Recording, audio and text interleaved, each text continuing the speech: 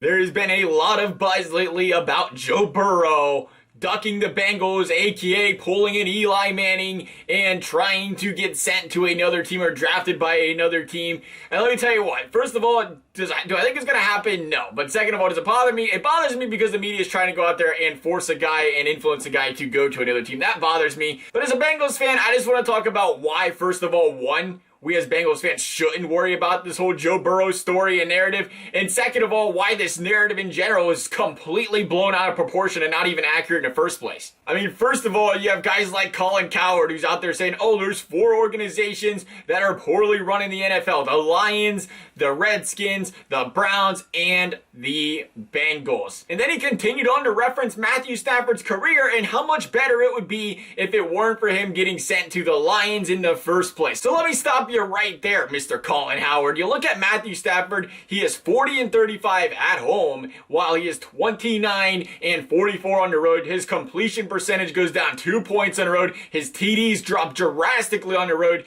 It has been no secret since Matthew Stafford has been on this Detroit Lions team that he struggles mightily when he goes on the road. Are we going to blame that on the Detroit Lions organization because Matthew Stafford can't get it together on the road? The guy's had, I don't know, Calvin Johnson. Ever hear of him? Probably. And now you look at Galladay. They've tried to bring in Hawkins in. They tried to bring in Ebron. He's had weapons around him, period. And he just hasn't been able to get any, I guess, progress his career any further than he has. So when I bring him up, because it just kind of shows the straws that these guys are reaching for to try and come up with reasons why he shouldn't play for the Bengals. Because that clearly is not a good reason to go out there and blame an organization and then reference Matthew Stafford, because that's not the case for Stafford. And then a funny thing about talking about the Bengals being a rundown franchise, they're a team that's appeared in more Super Bowls than a third of the league. They're a team that has made playoffs 7 times in the last 15 seasons. Go out and tell me how many other teams in the league have made playoffs nearly half of the time over the last 15 years. There's probably not a lot of them besides the dynasty teams with the Rodgerses and the Bradys and the Brees. So talk to me about this rundown franchise. So again, it doesn't concern me. I will say this though, I'm still not the biggest Mike Brown fan. I mean, we've seen what he's done over the years and his inability to, keep some guys happy, keep some guys around.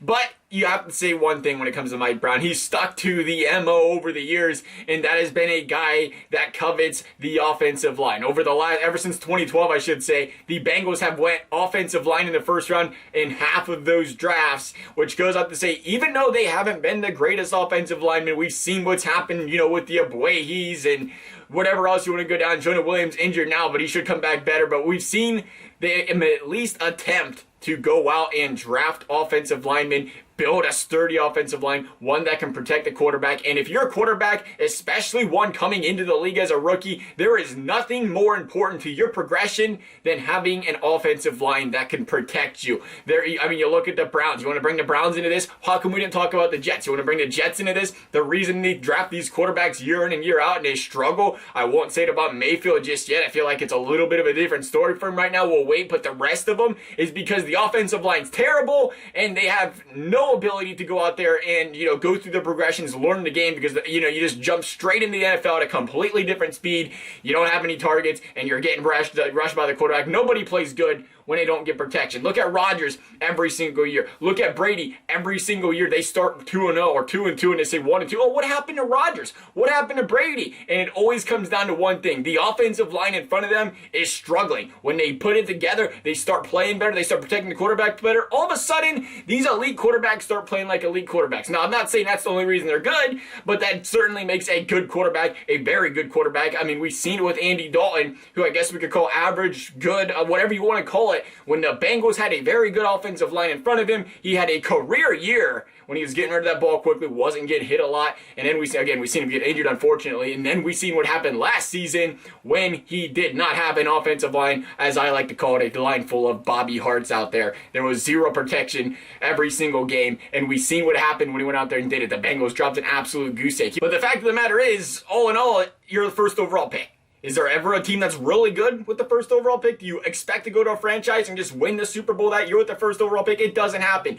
Not a chance. So the fact that they bring all that up, it blows my mind. But the thing with the Bengals is, if you are a quarterback, I think they have what's the most you could possibly ask for. Sure, they're terrible defensively. They need a lot of pieces defensively, but from an offensive standpoint, you got AJ Green, you got Boyd. Auden Tate looks spectacular. Tyler Eifert, if he stays healthy and, our coach actually decides to use him, can be a very dynamic force out there on the field. And they've drafted, again, we talk about they're trying to continue to draft offensive linemen. Again, we'll see what happens with Williams comes back. I can't tell you how many times I would like to see them give Billy Price a chance again. I don't know why he got doghouse. I thought he had a great rookie year, got hurt, and then he just never really got the chance at center again for some reason. Nothing against Hopkins. There's plenty of other spots to fill in this line, though, for these guys that are solid quality players. I can tell you that much.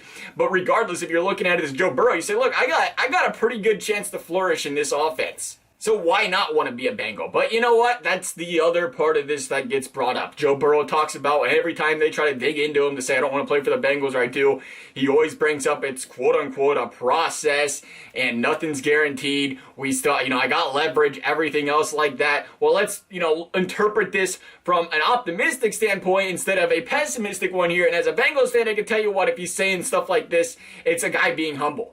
Instead of him going out there and being ignorant, arrogant, whatever you want to say, and say, yeah, I can't wait to play for the Bengals, and just assuming he's the number one overall pick and assuming he's deserving of that number one overall pick, he's showing a decent amount of humbleness here. Now, granted, it doesn't matter how, we all probably can go out and say it's clear as day he's the number one overall pick, but he's not taking something like that for granted, and I think that it makes you want the guy even more on your team, knowing that he's got that kind of awareness, knowing he's going to go into the NFL, and there's still a lot of fight there. Just because he had a great career in college doesn't mean anything, and I think that's a great tried and true sign for the Bengals. This is a guy that's made appearances with other Bengals players already. You've seen him throw into John Ross and so on and so forth. I think he knows where he's going. I think it's, the media is just bored and needs something to talk about here. And it's something that doesn't worry me. It doesn't worry me at all. I said this the other day. The Bengals are the ugly, weird kid in school. They landed the hottest chick in class, and all of the good-looking dudes are now jealous, and they're doing whatever they can to tear apart that relationship, and that is the Bengals and the Burrow one right now. I don't see him going anywhere but Cincinnati.